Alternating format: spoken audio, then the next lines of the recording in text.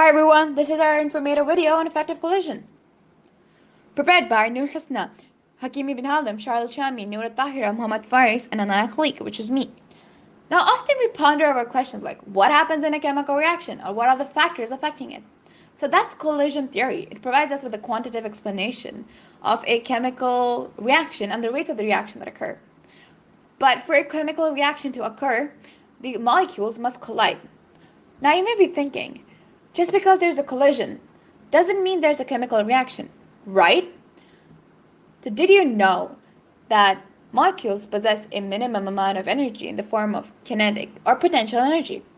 Now when these molecules collide, the kinetic energy of the molecules can be used to stretch, bend, and ultimately break bonds.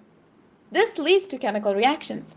But at the same time, if these molecules move way too slow with the little kinetic energy or collide with improper orientation, they do not react and simply bounce off each other and be like, bye, see you later.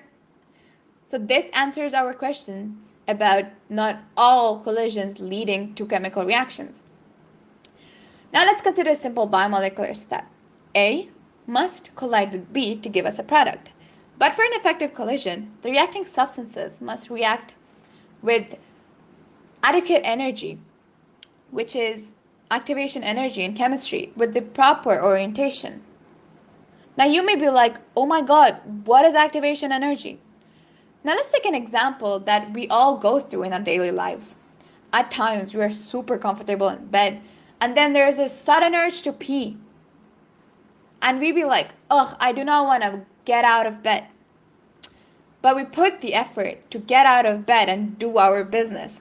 And that effort is the activation energy, which is basically the energy that has to be provided in order for a chemical reaction to occur. Now, for example, if you have a molecule A and molecule B, and they're about to react, they must collide with the sufficient energy that surpasses the activation energy in order to break the chemical bonds and initiate the chemical reaction. Now, how do we overcome this activation energy? The first factor that affects activation energy is temperature.